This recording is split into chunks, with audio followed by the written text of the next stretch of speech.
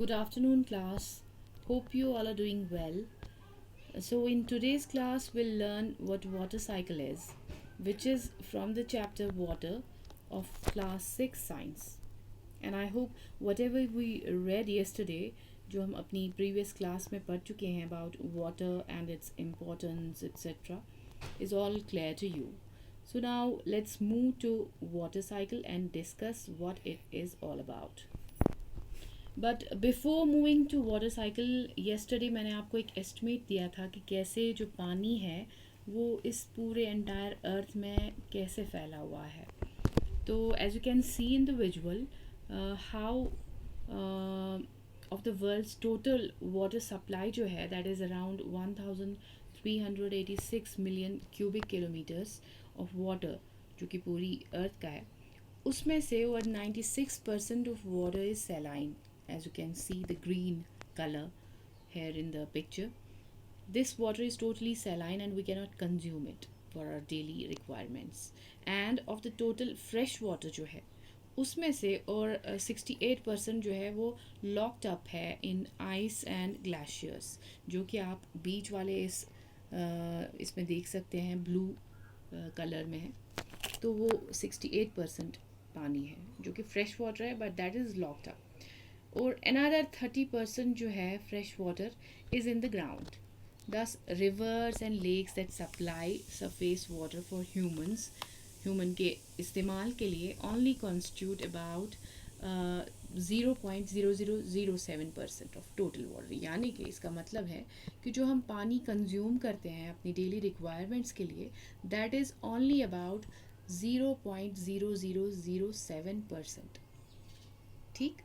So this is the global water distribution. उसका एक estimation मैंने आपको दिया है रफली so that you would be able to understand how much water is precious for our for all the living being. So now moving on to the water cycle. Actually water cycle describe क्या करता है कि water जो है how it evaporates from the surface of earth. यानी water जो है जब वो evaporate होता है and that they become vapors and then they rises into the atmosphere. हवा में चला जाता है. thereby it cools and condenses into rain. फिर ये बारिश की सूरत में या स्नो की सूरत में आता है clouds में. and then when it becomes heavier there, so it falls again to the surface as precipitation. so this whole process जो है ये continue होता जाता है. so हम ये भी कह सकते हैं कि earth's water जो है is always in movement.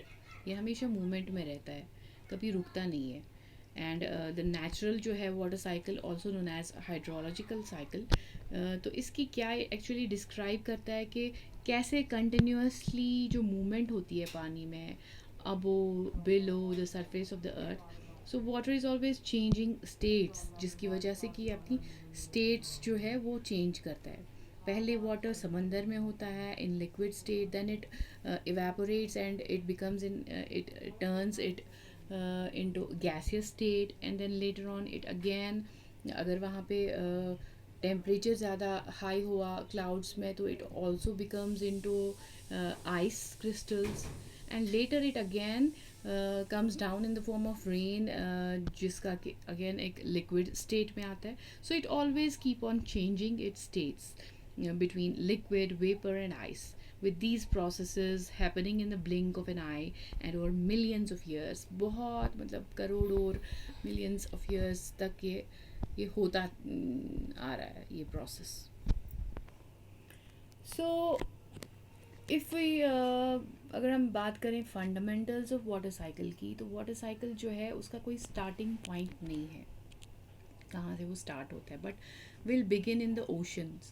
क्योंकि since there is where the most of the earth's water exist, हमने ऑलरेडी पढ़े हैं हम इसको. तो द सन जो है वो एक्ट करता है which drives the water cycle and it heats up the water in the oceans and some of it evaporates as vapour into the air, जो हम पढ़ चुके हैं कि इवेपोरेशन होती है. और ice and snow can sublimate directly into water vapor. Rising air currents जो होती हैं वो भी इसके साथ मिक्सअप होती हैं and takes the vapor up into the atmosphere. हवा में चला जाता है along with water from evaporation जो होती है, वो transpiration जो होती है leaves की, पानी जब लूज़ हो जाता है वहाँ से, तो evapotranspiration की ही सूरत से ही which is water transpired from plants, और evaporation होती है from soil से. तो जो ये वेपर है ये राइज होते हैं, हवा में चले जाते हैं, वेयर कूलर टेम्परेचर, वहाँ का जो टेम्परेचर होता है वो बहुत ठंडा होता है. तो वो इन वेपर्स को क्या करते हैं, that causes it to condense into clouds, तो वो इनके क्लाउड्स बनाते हैं.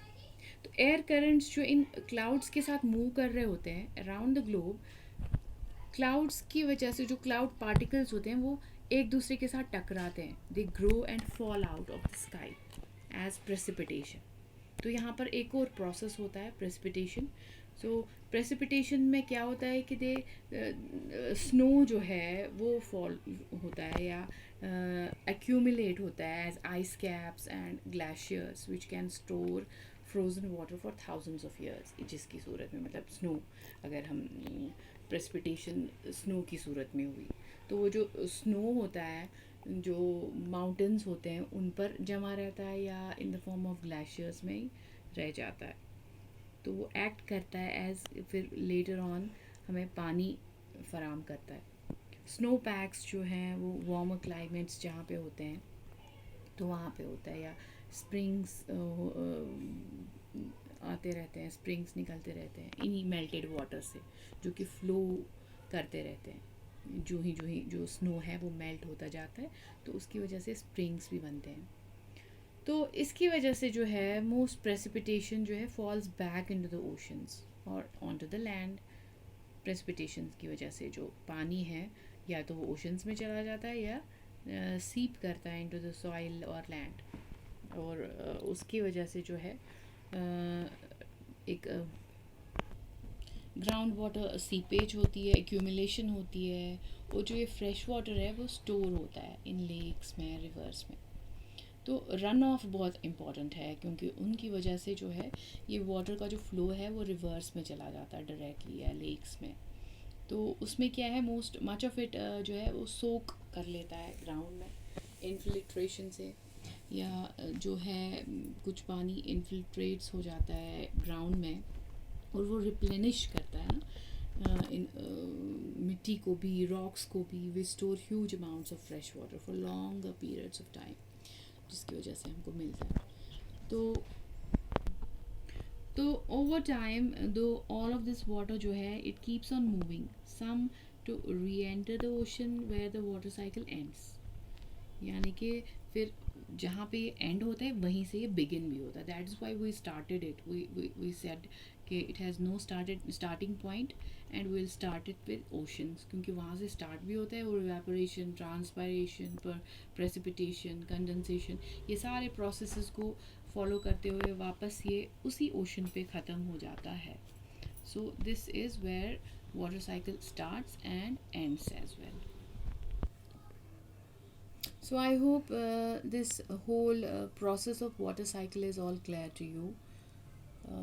इसमें जितने भी processes हैं वो सब आपको clear हो चुके होंगे. Now let's move to another most important topic of this chapter, and that is rainwater harvesting. It's actually the collection and storage of rain. कैसे हम रेन वाटर को कलेक्ट करेंगे और स्टोर करेंगे and rather than allowing it to run off या ज़ाया होने से बचाते हैं. सो रेन वाटर जो है वो एक्चुअली कलेक्ट कर सकते हैं हम from a roof like surface as you can see in the picture, and redirected to a tank या सिस्टर्न से इसको कनेक्ट करते हैं, तो जिसकी वजह से फिर वो एक रिजर्वियर में कलेक्ट होता है. इसकी वजह से रेन वाटर हार्वेस्टिंग की वजह से हम डिव एंड फॉग को भी कलेक्ट कर सकते हैं विद नेट्स और some other tools we can use. So rain water harvesting जो है it differs from storm water harvesting, वो एक दूसरी टर्म है. तो it's actually very important and we can use this water in watering gardens, livestock में भी, इस इरिगेशन में भी काम आ सकता है ये पानी जो हम हार्वेस्ट करते हैं, या डोमेस्टिक यूज़ में विथ प्रॉपर ट्रीटमेंट अगर हम इसको करें, क्लीनिंग करें, तो उसमें भी हम यूज़ कर सकते हैं. And it can also be committed to longer term storage. इसको हम स्टोर भी कर सकते हैं और ग्राउंड वाटर रिचार्ज में भी इस्तेमाल कर सकते हैं. So it's one of the most simplest but oldest methods of self supply of water, जो कि हम अपने घरों में इस्तेमाल कर सकते हैं. For we can use it this water for residential and household scale project के भी काम आ सकता है. सो लार्जर सिस्टम जो है, मतलब हम इस वाटर को अपने स्कूल्स में, हॉस्पिटल्स में या दूसरी किसी फैसिलिटी में भी अडॉप्ट कर सकते हैं और उसको यूटिलाइज़ कर सकते हैं. सो इसकी वजह से हम बहुत सारा पानी जो है वो ज़ाया होने से बचा सकते हैं. एंड उसको फिर प्रॉपरली अगर हम उसको क्लीन अप करें या उसको ऐसे प्रॉपर मेथड्स में इस्तेमाल करें, तो इस वाटर हार्वेस्टिंग की वजह से हम बहुत सारा पानी बचा सकते हैं. तो जितने भी सारे लिविंग थिंग्स हैं, including plants, animals and human beings, they all need water. We all need water to live and carry out different cellular activities. But क्या हमने अपनी ज़िंदगी का एक भी दिन इमेजिन किया है without water? No, we have not. And it's really hard to imagine because we all use water for different day to day activities. Cleaning से लेकर वॉशिंग, बाथिंग, कुकिंग, जैसा कि मैंने आपको कल अपनी प्रीवियस क्लास में समझाया था. So water is very precious, essential and an abiotic component of the ecosystem. So we all are heading towards the scarcity of water. इस टाइम पर बहुत सारी किल्लत होती है हमें पानी की, and that is mainly because of the lack of water conservation. और बहुत सारे पोल्यूशन होता है इस वाटर बॉडीज़ में, जिसकी वजह से पानी की बहुत कमी हो जाती है. So let's pledge not to waste a drop of water and start conserving water for further use. हम अपने ही साथ अगर हम ये एक मन बना लें कि पानी को ज़ाया नहीं करना है, तो उससे हम बहुत सारा पानी जो है वो आगे के लिए बचा सकते हैं. तो इसके लिए बहुत सारे मेथड्स हैं वाटर कंजर्वेशन के लिए. तो उसमें सबसे जो इम्पोर्टेंट है वो है रेन वाटर, जो हम उसको हार्वेस्ट कर सकते हैं, उसको यूज़ कर सकते हैं. So now what actually is rain water harvesting? It's actually very simple process, जिससे कि हम कंज़र्व कर सकते हैं रेन वाटर को. उसको जब मतलब रेन वाटर को हम कलेक्ट कर सकते हैं, फिर उसके बाद स्टोर भी कर सकते हैं, उसको प्योरीफाई करके दूसरे अपने हाउस होल्ड कामों में इस्तेमाल कर सकते हैं. So how to harvest the rain water. अब रेन वाटर जो है उसको हम हार्वेस्ट कैसे कर सकते हैं?